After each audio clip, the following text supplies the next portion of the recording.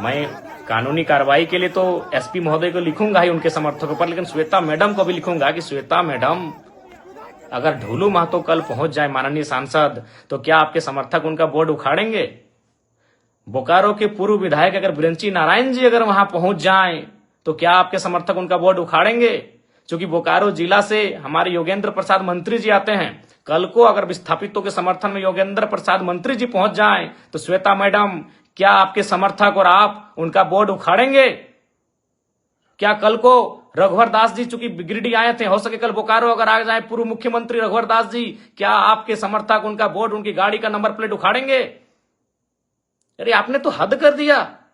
और आप क्या बयान दे रही है इंटरव्यू में कि कुछ दिनों पहले, अरे आप जब विधायक बनी है ना मैडम, तब से आप में ये तेवर है। जब हम विधायक नहीं बने थे ना, उससे पहले से हम विस्थापितों की आवाज बनते आए हैं और विस्थापितों के धरने में, आंदोलन में सहभागिता देते आए हैं।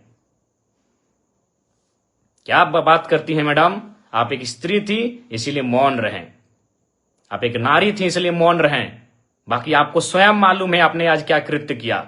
हमने ना आपको कुछ बोला था, हम तो, मेरी गाड़ी वहां खड़ी हुई थी, हम तो केवल आपके, हमारी गाड़ी गई थी ना, हमको तो मालूम भी नहीं आप एक महिला हो के विधायक हो के इस प्रकार आई। पहले तो विरोध किया, हमने आपसे पूछा कि मैडम क्या बात है, क्या बात है? आपने पहला लाइन यही कहा कि मेरा विधानसभा है, आप कैसे आ सकते? हद है भाई। कल को मैं पूछ रहा हूं, बोकारो के ही मंत्री योगेंद्र प्रसाद, अगर कल को योगेंद्र प्रसाद आ गए उस धरने में, उस बंदी में, या फिर बीजीएच अगर पीड़ित परिजनों से मिलने के लिए, या फिर उस गेट में जहां विस्थापित धरने पर बैठे हैं, तो क्या विधायक मैडम आप योगेंद्र प्रसाद जी का विरोध कर पाएंगे? या कल को ढोलू महतो चूंकि सांसद हैं, अगर ढोलू महतो जी पहुंच गए, क्या आपके समर्थकों में, आप में वो कुव्वत है कि आप उनका नंबर प्लेट उखाड़ देंगे? बड़ा दुर्भाग्य लगा मैडम, बड़ा दुर्भाग्य। आप क्या बयान दे रही हैं कि कोई माहौल खराब करे? तो मैं देखता हूं अगर कल को ढोलू महतो जी जाते हैं, बिरंची नारायण जी जाते हैं, तब आप क्या बोलते हैं। देखिए, मैं आपको स्पष्ट कहना चाहूंगा, सबको नहीं पच रहा है कि जयराम महतो किसी आंदोलन में आए, क्योंकि अगर वो आएगा तो सट्टी की बात होगा। और बाकी कहना नहीं चाहिए मैडम, लेकिन जब आपने हद पार किया है तो मैं सुनी खबर आपको सुना दूं। सुने आपके घर में आपके रिश्तेदार कहिए या आपके खास कहिए, उनको ठिका मिलता है बीएसएल में। तो ये दोहरी राजनीति मत कीजिए विधायक मैडम।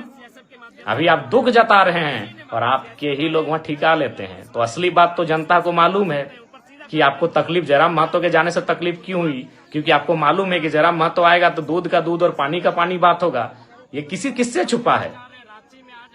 चलिए, नाम लेने में अचरज का है। सुने आपके पति महोदय को वहां ठिका मिलता है, अभी करोड़ों का ठिका मिलता है, तो आप में मुझे देखकर आपका बौखलाना तो लाजमी है।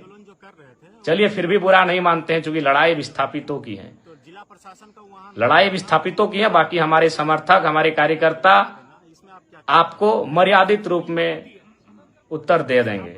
आपको गांव जाना है, गांव में हमारे कार्यकर्ता, हमारे समर्थक आपको उत्तर दे देंगे, नियमता देंगे। लेकिन आपका ये जो बयान, ये भर्सन कि बोकारो मेरा है, बोकारो विधानसभा मेरा है, वही तो हम देख रहे हैं। अगर कल योगेंद्र प्रसाद, चूंकि तो गोमिया के विधायक हैं, आपके हिसाब से वो गोमिया के विधायक हैं, अगर वो कल चले जाते हैं माननीय योगेंद्र प्रसाद, तब आपके समर्थक उनका बोर्ड तोड़ते हैं कि नहीं तोड़ते, ये भी हम देखेंगे। ढोलू महतो जी अगर चले जाते हैं तो आपके समर्थक उनका बोर्ड तोड़ते हैं कि नहीं तोड़ते हैं, हम ये भी देखेंगे। और अगर बिरंची नारायण पूर्व विधायक बोकारो अगर जाते हैं कल विस्थापितों से मिलने या धरना स्थल पर, तो आपके समर्थक उनका बोर्ड तोड़ते हैं कि नहीं तोड़ते हैं, यह भी हम देखेंगे। ये दुर्भाग्यपूर्ण है, आपकी संकीर्ण सोच को आश्चर्य लग रहा है कि आप इतना संकीर्ण, आपकी सोच कैसे हो गई? सोच आपकी संकीर्ण कैसे हुई? और हम तो बिल्कुल स्पष्ट कहेंगे, झारखंड वासियों, विस्थापितों, विधायक मैडम के साथ जितने लोग पीछे खड़े थे, आप करीब से उनको चेक कर लीजिए, वो झारखंडी नहीं। विधायक मैडम के पीछे जितने लोग थे, जो बोर्ड, हमारी गाड़ी का, चूंकि हम पीछे आ गए, हमारे समर्थक भी हमें घेर लिए थे, हमारे समर्थक नहीं, जो विस्थापित लोग धरने की, दादा आप मत जाइए उधर, उसी बीच उन्होंने हमारी गाड़ी को तोड़ फोड़ करना शुरू किया। और हमने पहले ही कह दिया था कि उनको जो करना है करे, वो नारी हैं, हम कुछ नहीं बोलेंगे।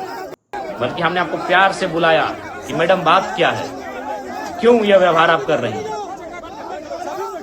ये बहुत ही दुर्भाग्य की बात है। आपका जो ये व्यवहार रहा, ये बहुत ही दुर्भाग्य की बात है, लेकिन फिर भी हम उस पर चर्चा नहीं करेंगे, क्योंकि यहाँ सवाल विस्थापितों के साथ न्याय का है। बाकी आपको हम एक पत्र लिख रहे हैं, उस पत्र का आशा करते हैं हम उत्तर देंगे।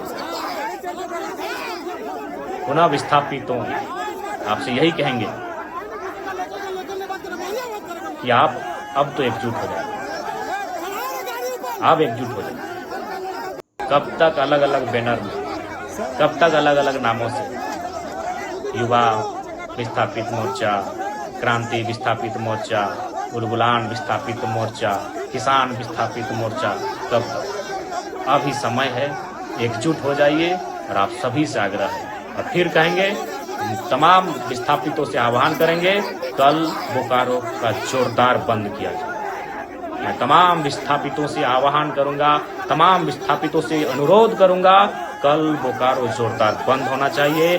जोरदार बोकारो बंद का हम लोग समर्थन करते हैं, और बिल्कुल समर्थन ही नहीं करते हैं, एक कोने में हम भी खड़ा रहेंगे, एक विस्थापित का बेटा बनकर, एक विस्थापित का भाई, एक विस्थापित का सहयोगी बनकर एक कोने में मोर्चा संभाल के हम भी खड़ा रहेंगे। एक नेता की हैसियत से नहीं, एक विधायक की हैसियत से नहीं, एक झारखंडी की हैसियत से हम भी एक कोने में, जहां आप बंद करेंगे वहां हम एक कोने में खड़ा रहेंगे। कल चूंकि हमारा गिरिडीह में उपायुक्त से पूर्व का एक कार्यक्रम है, उपायुक्त और 6 के 6 विधायकों के साथ आधा घंटा का बैठक है, उस बैठक को समाप्त करके हम निस्संदेह बोकारो की धरती में आएंगे। तब तक हमारे जितने भी समर्थक हैं, हमारे जितने भी चाहने वाले हैं, हमारे जितने भी कार्यकर्ता हैं, सभी से मेरा आग्रह होगा, बोकारो बंद का जोरदार समर्थन करेंगे, विस्थापितों की आवाज को बुलंद करेंगे। और प्रेम महतो जिनकी बेरहमी से हत्या हुई, इस हत्या नहीं, ये शहादत है, उन्होंने विस्थापितों के लिए शहादत